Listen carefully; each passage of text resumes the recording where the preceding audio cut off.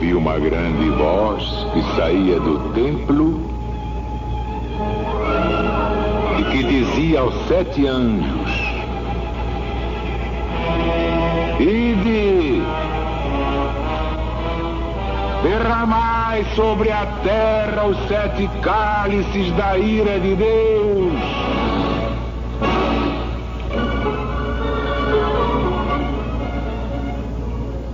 E foi o primeiro e derramou seu cálice sobre o mundo. E veio um golpe cruel, perniciosíssimo sobre os homens que tinham o sinal da besta e sobre aqueles que adoraram a sua imagem.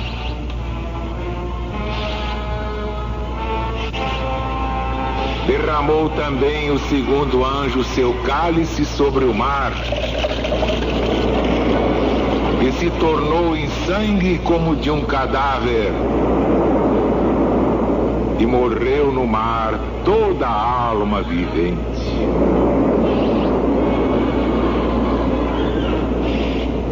E o terceiro derramou seu cálice sobre os rios e sobre as fontes das águas, e estas se converteram em sangue. E ouvi falar o anjo das águas dizendo: Justo és, Senhor, que és e que eras e hás de vir,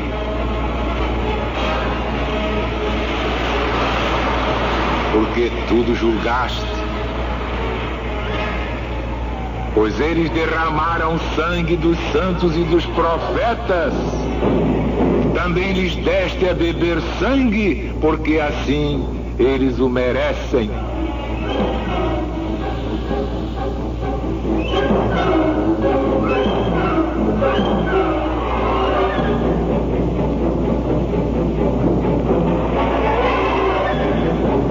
E ouvi outro anjo que dizia do altar: Certamente, Senhor Deus Todo-Poderoso, verdadeiros e justos são os teus juízos.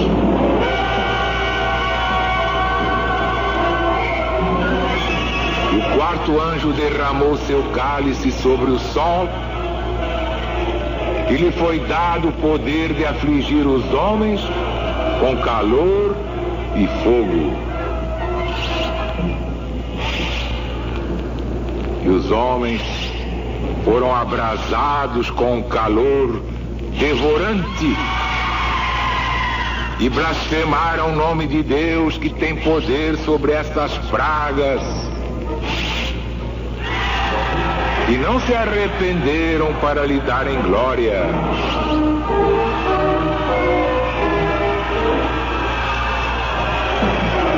Derramou igualmente o quinto anjo seu cálice sobre o trono da besta, e o seu reino se tornou tenebroso, e os homens se morderam a si mesmos as línguas com a veemência da sua grande dor.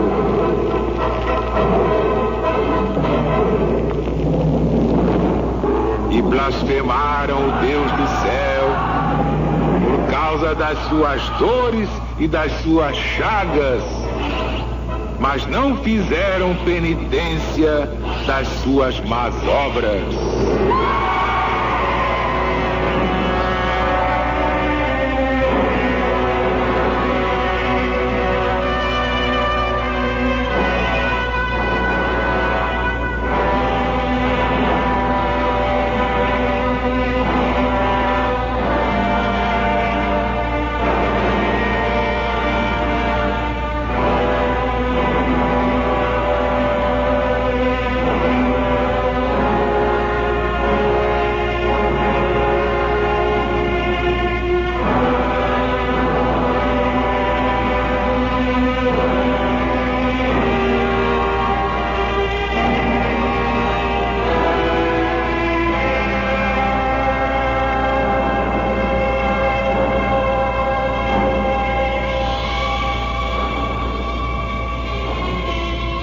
primeiro anjo derramou seu cálice sobre a terra e veio um golpe cruel, perniciosíssimo.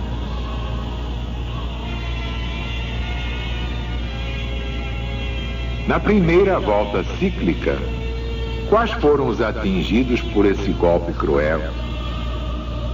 Os homens que tinham sinal da besta e sobre aqueles que adoraram sua imagem. Ainda o Império Romano. Foi uma grande peste, uma pestilência que graçou em todo o Império no tempo de Valeriano. Como atesta Dionísio de Alexandria, autor do tempo, numa carta que escreve Eusébio, livro 7, capítulo 22, atacou principalmente os gentios, porque os cristãos, como nota o mesmo Dionísio, mais a consideravam como um remédio ou como uma prova do que propriamente uma peste ou uma praga. Vocês entenderam bem o significado disto? Por isso o legionário está pronto a encarar qualquer terremoto, maremoto, dilúvio de fogo, dilúvio de água. Pois se nós não tememos a morte, quem é que nós vamos temer? O cristão do Novo Mandamento não tem medo de nada, quanto mais de homem metido a valente. Isso então chega a ser piada das mais grossas. Derramou também o segundo anjo seu cálice sobre o mar, e se tornou em sangue como de um morto, um cadáver. Morreu no mar toda a alma vivente.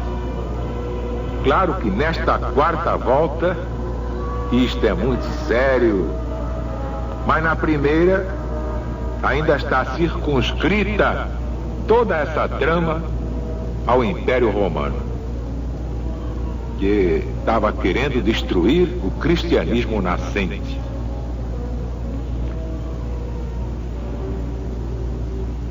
Então, o que significa isto? São as guerras em todo o corpo do Império. O mar tornado em sangue é porque em sangue realmente nadou, então, todo o Império Romano. Em sangue como de um morto, para significar o deplorável estado em que o Império Romano se achava no tempo de Valeriano, e também de seu filho Galieno. O Império destituído de autoridade, que a alma de toda e qualquer nação não era nada mais do que um morto, do que um cadáver. Vejam que coisa impressionante, mas não é autoridade como os homens entendem aqui embaixo, não. Sabe com quem está falando? Esteja preso. Tem de respeitar a autoridade. A autoridade, coisa de otário, não é nada disso. É autoridade moral, espiritual. Um governante tem que ter luzes mentais, espirituais, intelectuais, mas tudo dosado no Espírito de Deus, não no espírito de Satanás, que é o espírito do mundo. Por isso é que o mundo está nessa deflagração permanente de guerras e novas guerras. É uma conflagração permanente. Que a guerra continua dentro do homem, está dentro deles. Então qualquer tratado é farrapo de papel. É pretexto para ganhar tempo e usar novas táticas. E agora na quarta volta cíclica, que vem a ser essa falta de autoridades, e esse cadáver, o que é, hein? E o mar tornado em sangue. Já imaginaram o Oceano Atlântico todo vermelho, de sangue? E vocês acham que Jesus está brincando?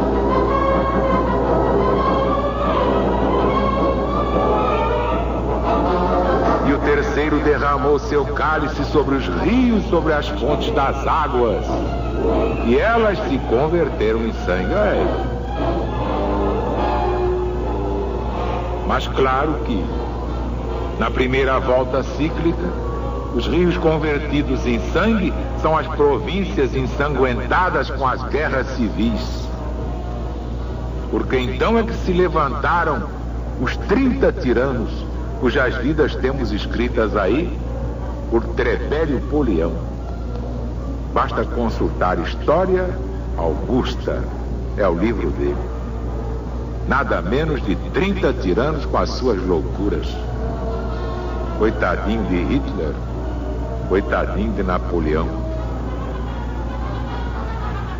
E o quarto anjo derramou o seu cálice sobre o sol,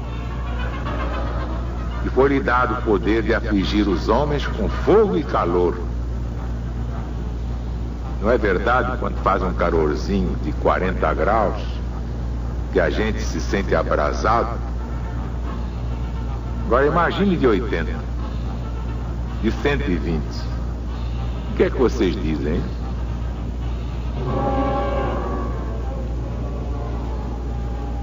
Mas para significar os excessivos calores, e em consequência desses calores a seca, e em consequência da seca a fome total, é que vemos aí o efeito do ato do quarto anjo vingador. Em Dionísio de Alexandria se vê o Nilo, o rio Nilo, completamente seco por um grande calor que tudo abrasou. E em Cipriano, outro autor famoso do tempo, vimos foi uma fome total. E ainda vem tanta coisa por aí, quem diz não sou eu não, é o Apocalipse de Jesus. E blasfemaram o nome de Deus. Em lugar de se converterem, era tal a cegueira dos idólatras que ainda imputavam estes males públicos aos cristãos. E quem o diz é o próprio Cipriano. E esta iníqua e blasfema imputação durou até o tempo de Santo Agostinho, para que se patenteasse a sua falsidade. Ele aconselhou a seu amigo Paulo Orósio, não Osório, Orósio. Aliás, há um filho de Olímpia Belém que tem esse nome, Orósio, presbítero bracarense. Agostinho aconselhou a Orósio que escrevesse a sua história toda dirigida a este fim. E com o mesmo Orósio, Santo Agostinho escreveu sua obra De Civitate Dei, é da cidade de Deus. Mas não é essa aí de Jacarepaguá, não. Derramou igualmente o quinto anjo o seu cálice sobre o trono da besta. A besta, como já vimos, é Roma. A praga, o flagelo de Deus sobre o trono da besta, é a majestade dos imperadores, vilipendiada torpemente. Foi o que aconteceu quando Valeriano, vencido, feito escravo dos persas, serviu ao seu rei de banco para ele montar a cavalo. Imagine um rei de 4.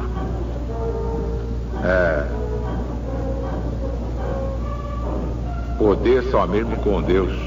Ninguém tem poder nesse mundo. Quando depois de sua morte foi esfolada a sua pele, pendurada no templo, como eterno padrão de tão formosa vitória dos egípcios contra os romanos. E quando depois de tantas indignidades feitas a Valeriano, foi a majestade do império ainda mais desonrada pela moleza e insensibilidade de seu filho Galieno. Tudo isso vocês podem ver em Lactâncio de Mortibus Persecutorum, com licença do latinório, mas ainda não há tradução em português. E o seu reino se tornou tenebroso. a dignidade do imperador ficou envilecida, conspurcada pelo grande número dos que a si mesmos a atribuíram. Chegaram a 30, entre eles alguns de baixíssimo estofo moral.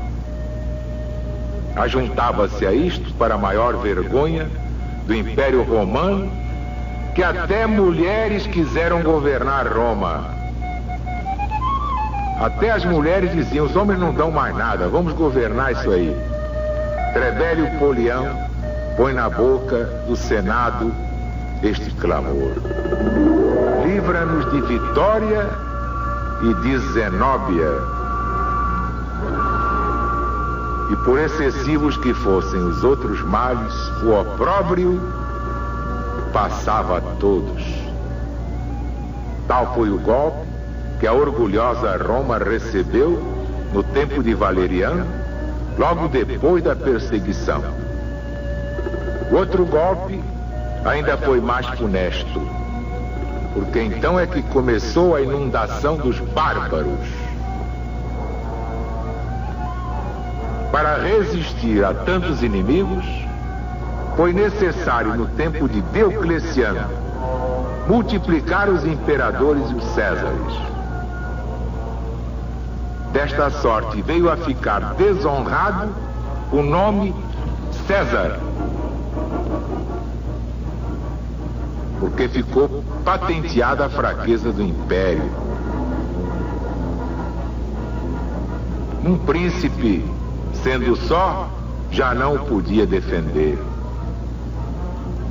Os encargos e impostos públicos foram aumentados a um excessivo ponto para sustentar imensas despesas de 3, de 6 e de 9 imperadores juntos. E aí estão os degraus por onde Roma, desde Valeriano, se foi precipitando na sua completa ruína até o tempo de Honório.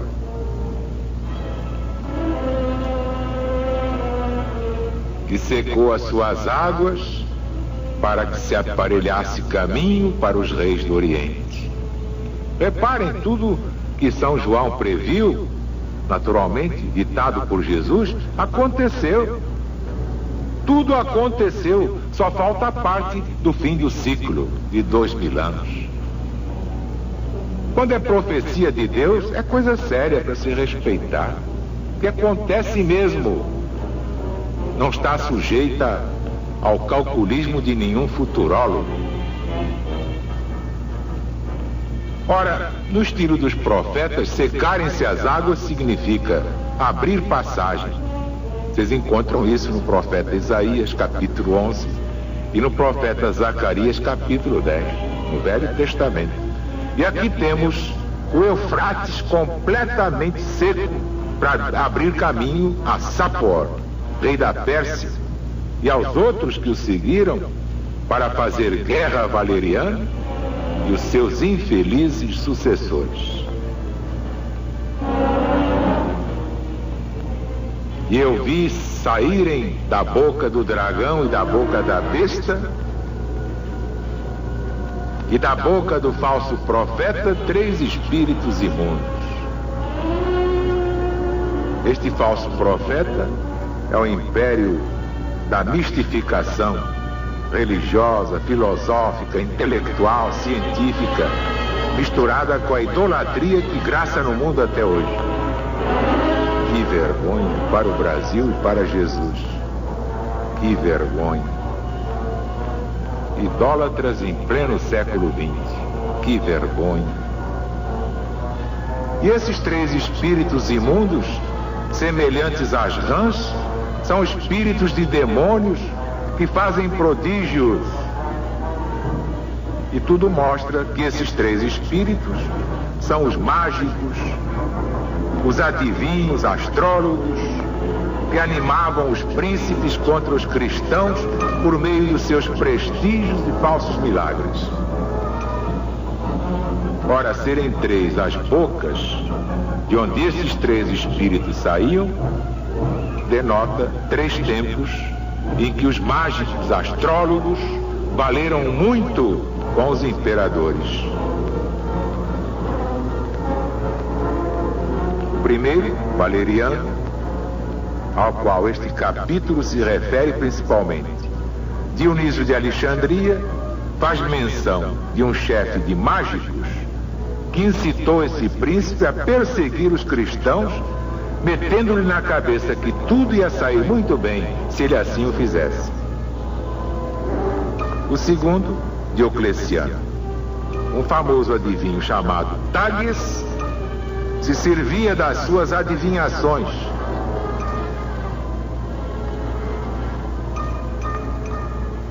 E tudo isso prova o quê? Tudo isso prova que, infelizmente, quando o rei, quando o governante, o príncipe, o imperador, o presidente, o primeiro-ministro não tem iluminação espiritual, fica à mercê de qualquer astrólogo mistificador.